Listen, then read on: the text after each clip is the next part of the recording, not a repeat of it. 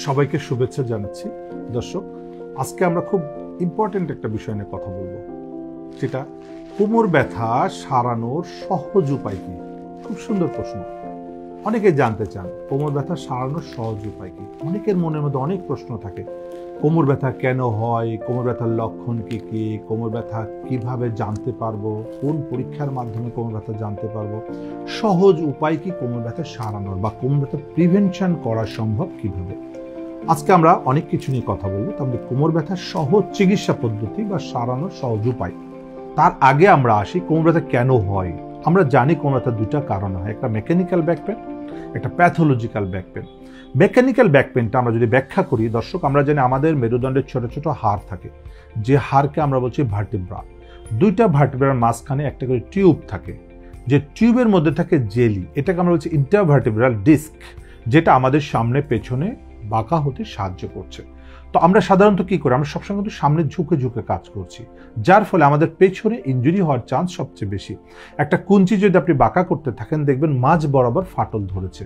ঠিক তাই আমরা সামনে ঝুঁকে ঝুঁকে যখন কাজ করছি, তখন আমাদের কোমরের ঠিক মাঝামাঝি, যেটা L4-5 L5S1 এই লেভেলে ইনজুরি হতে থাকে বেশি, এবং এখানে ফাটল ধরতে থাকে আস্তে আস্তে, এবং এই ফাটলের ভেতর দিয়ে আস্তে আস্তে ওই টিউব থেকে জেলটা লিক করে নার্ভের মধ্যে চাপ দিচ্ছে, স্পাইনাল ক্যানেলে ঢুকে যায়। স্পাইনাল ক্যানেলে প্রচুর নার্ভ আপনার কোমর থেকে পায়ের দিকে চলে গিয়েছে। সেই যে নার্ভে চাপ দিবে, ব্যথা সেই নার্ভে যাবে। কখনো রাইট সাইডে, কখনো লেফট সাইডে, কখনো বোথ সাইডে যেতে পারে। পেশেন্টের কমপ্লেন, হাঁটা চলা করলে ব্যথা বেড়ে যায়, শুয়ে থাকলে ভালো লাগে, বেশিক্ষণ শুয়ে থাকলে আবার ব্যথা বেড়ে যায়, উঠলে ভালো লাগে, প্রচণ্ড ব্যথা হয়, রাতের বেলা বেশি ব্যথা হয়, কিছুক্ষণ হাঁটলে পা ঝিঝি করে, পা ভারী ভারী হয়ে যায়, অনেকের পায়ের আঙ্গুল প্যারালাইসিসের মতো অবশ অবশ লাগে, যেটাকে আমরা বলছি ফুট ড্রপ। বিভিন্ন ধরনের কমপ্লেন দেখা দেয়। অনেকে অফিসে যেতে পারে না, বাসা থেকে উঠতে পারে না, ঘরের কাজ করতে পারে না, মহিলারা সংসারের সমস্ত কাজকাম বন্ধ করতে ঘরে বসে আছে, কোনো কিছু কাজ করতে গেলে তাকে বন্ধ করে দেওয়া হচ্ছে। তাহলে এটা হচ্ছে মেকানিক্যাল ব্যাক পেন। এর পাশাপাশি যেটা প্যাথোলজিক্যাল ব্যাক পেন আমরা বলছি, প্যাথোলজিক্যাল ব্যাক পেনের মধ্যে স্পাইনাল কর্ডের মধ্যে টিউমার থাকতে পারে, সে কারণেও ব্যথা হতে পারে। স্পাইনাল কর্ডের মধ্যে যদি ক্যান্সার থাকে, সেখান থেকেও ব্যথা হতে পারে। স্পাইনাল ভার্টিব্রাতে যদি টিবি থাকে, যেটা স্পাইন টিবি বা বোন টিবি, সেখান থেকেও কিন্তু কোমর ব্যথা হতে পারে। তাহলে আমাদের প্রথমেই জানতে হবে যে আমাদের কোমর ব্যথাটা কি মেকানিক্যাল ব্যাক পেন না প্যাথোলজিক্যাল ব্যাক পেন। অনেক রোগী আছে বছরের পর বছর কোমর ব্যথার জন্য ওষুধ খেয়ে যাচ্ছেন, কিন্তু ব্যথা ভালো হচ্ছে না। একটা জিনিস মনে রাখতে হবে, কোমর ব্যথার জন্য ব্যথার ওষুধ কখনোই আপনাকে সুস্থতা দান করতে পারবে না। মেকানিক্যাল ব্যাক পেন থাকলেও ব্যথার ওষুধ কাজ করবে না, প্যাথোলজিক্যাল ব্যাক পেন থাকলেও ব্যথার ওষুধ কাজ করবে না। হ্যাঁ, ব্যথার ওষুধ আপনার সাময়িক একটু ব্যথা কমাচ্ছে, কিন্তু আস্তে আস্তে আপনার রোগটাকে বাড়িয়ে দিচ্ছে। ব্যথা হচ্ছে সিমটম, সিমটমের পেছনে একটা রোগ থাকে, সেই রোগটার নাম হচ্ছে মেকানিক্যালি ডিসপ্রোলাপস অর স্পন্ডোলিস্থেসিস, অথবা টিউমারের কারণে, অথবা টিবি, অথবা ক্যান্সার, প্যাথোলজিক্যাল।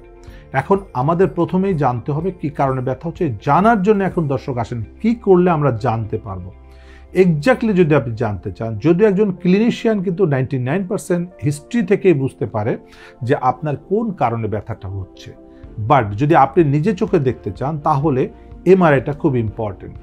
কিন্তু আমরা দেখেছি অনেকে আছে দিনের পর দিন রক্ত পরীক্ষা করে যাচ্ছে। কোমরে ব্যথা রক্ত পরীক্ষার সাথে কিন্তু কোনো সম্পর্ক নাই। হ্যাঁ, সেটা সেকেন্ডারি হতে পারে, অন্য কারণে, আমরা ওটা পরে বলবো।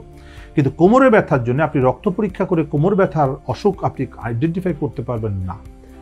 এক্সরে করে কিছু আমরা আইডিয়া করতে পারবো, কিন্তু পারফেক্টলি কিন্তু দেখা সম্ভব না। আল্ট্রাসোনোগ্রাম করলে কিন্তু কোমর ব্যথার মূল কারণটা আপনি দেখতে পাচ্ছেন না। তাহলে কি করলে দেখতে পাবেন? এমআরআই করতে হবে। এবার দর্শক আসেন, এমআরআই করতে অনেকে ভয় পান, তাদের জন্য কিন্তু আমরা এসপি হসপিটালে ওপেন এমআরআই নিয়ে এসেছি। সো আর ভয়ের কিছু নাই। যদি কোমরের জন্য এমআরআই করতে অন্য জায়গায় ভয় পান, এসপি হসপিটালে চলে আসবেন। এসপি হসপিটালে ওপেন এমআরআই আছে, জাপান থেকে আমরা ওপেন এমআরআই নিয়ে এসেছি। চমৎকার মেশিন, চমৎকার রেজুলেশন, খুব সুন্দরভাবে আপনি এমআরআইটা করে ফেলতে পারবেন। সো এমআরআই একমাত্র কোমর ব্যথা কেন হচ্ছে এক্স্যাক্টলি দেখার জন্য এমআরআইটা ইম্পর্টেন্ট। এখন আপনি এমআরআই করলেন, দেখলেন যে আপনার মেকানিক্যাল সমস্যা, ডিসপ্রোলাপস আছে, তাহলে সহজ চিকিৎসা। ডিসপ্রোলাপসটা কখনো রেস্টের দরকার আছে, কখনো রেস্ট ছাড়াও ট্রিটমেন্ট করা সম্ভব। যদি সিভিয়ার ডিসপ্রোলাপস হয়, পেশেন্ট মুভমেন্ট করতে পারছে না, তখন যদি বলা যায় আপনি ফিজিওথেরাপি আসা যাওয়া করে করেন, এটা সম্ভব না। তখন হয় আপনাকে বাসায় রেস্টে থাকতে হবে অথবা কোনো রিহ্যাব হসপিটালে বেড রেস্টে থেকে আপনাকে ফিজিওথেরাপি চিকিৎসা নিতে হবে। কোমর ব্যথার চিকিৎসার একমাত্র সলিউশন কিন্তু ফিজিওথেরাপি, আদার্স কোনোটা কিন্তু পার্মানেন্ট সলিউশন না। বারবার বলে রাখছি, ফিজিওথেরাপি হচ্ছে আপনার ব্যথাকে মুক্ত করে আপনাকে সুস্থতা দান করবে এবং আপনি ভালো থাকার জন্য যা যা পদ্ধতি তা ফিজিওথেরাপির মাধ্যমে করা সম্ভব। তাহলে রোগ মুক্তি এবং প্রিভেনশনও কিন্তু ফিজিওথেরাপির মাধ্যমে করা সম্ভব। তো আমরা কিন্তু সবসময় চাই প্রিভেনশন, যেন অসুখ না হয়। যারা সুস্থ আছেন তারাও যদি বডির ফিটনেসটাকে ভালো রাখতে পারেন তাহলে প্রিভেনশন করতে পারেন, কোমর ব্যথা হবে না। আর যাদের কোমর ব্যথা হয়ে গিয়েছে তারা একটা এমআরআই করে দেন ফিজিওথেরাপি করতে হবে। যদি প্যাথোলজি না থাকে সোজা কোমর ব্যথার একমাত্র সলিউশন ফিজিওথেরাপি। হ্যাঁ, কখনো কখনো এমআরআই করার পরে দেখা গেল যে আপনার টিউমার আছে, অপারেশন করা লাগতে পারে। ওকে, অপারেশন করে অবশ্যই তখন কিন্তু আবার ফিজিওথেরাপি করতে হবে, না হলে কিন্তু ব্যথামুক্ত হবে না। কারণ অপারেশনের পরে আরও হ্যাজার্ড বেড়ে যায়, মাসেল উইকনেস ডেভেলপ করছে। যে মাসেল উইকনেসের কারণে আপনার কিন্তু আবার দেখা যায় ডিসপলাপস হয়ে যেতে পারে, নার্ভে চাপ পড়তে পারে, কম্প্রেশনের কারণে ব্যথা হতে পারে। যে কারণে বলা হচ্ছে অপারেশনের পরে রিহ্যাবিলিটেশন বা পুনর্বাসন, এসপি হসপিটাল যেমন পুনর্বাসন হসপিটাল, এখানে আমরা কি করছি, অপারেশন রোগীকেও কিন্তু এখানে আমরা রেস্টে রেখে ফিজিওথেরাপির মাধ্যমে পুনর্বাসন করছি। আর যেগুলো অপারেশন লাগছে না সেগুলো তো নন অপারেটিভ আমরা করছি, নন সার্জিক্যাল ট্রিটমেন্ট করছি। আমাদের এখানে পিএলআইডি রোগীর ক্ষেত্রে আমরা বলছি 100% কিন্তু অপারেশন বিহীন চিকিৎসা করা সম্ভব। পিএলআইডির ক্ষেত্রে অপারেশনের কোনো প্রয়োজন নাই, কারণ এটা বেড রেস্টের দরকার হতে পারে, বেড রেস্ট ছাড়াও ভালো হতে পারে। 100% পিএলআইডি রোগীর মধ্যে 80% রোগী 1 দিন বা 7 দিনের ফিজিওথেরাপিতে ইনশাল্লাহ ভালো হয়ে যেতে পারে। আর 10 to 20% পেশেন্টদের ক্ষেত্রে 21 থেকে 42 দিন লাগতে পারে। এখন আপনার কোন কন্ডিশন আছে সেটা এমআরআই করার পর হিস্ট্রি থেকে আমরা বুঝতে পারবো যে আপনার কি 21 দিন লাগবে, না আপনাকে 1 দিন লাগবে, না 7 দিন লাগবে। এটারও ডিপেন্ড করবে ক্লিনিশিয়ানের উপরে যে আপনার চিকিৎসাটা দিবে। তাহলে খুবই সহজ উপায় কিন্তু সুস্থতা। তাহলে যে 5 বছর 10 বছর যে কোমর ব্যথা আপনি ভুগছেন, এই যে ওষুধ খাচ্ছেন, ব্যথা ওষুধ খাচ্ছেন, কেন খাচ্ছেন?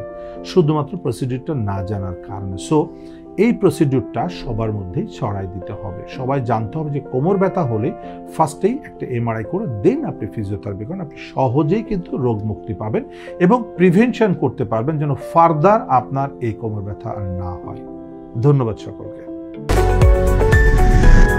এসপি হাসপাতাল, আন্তর্জাতিক মানের পূর্ণাঙ্গ ব্যথা নিরাময় হাসপাতাল।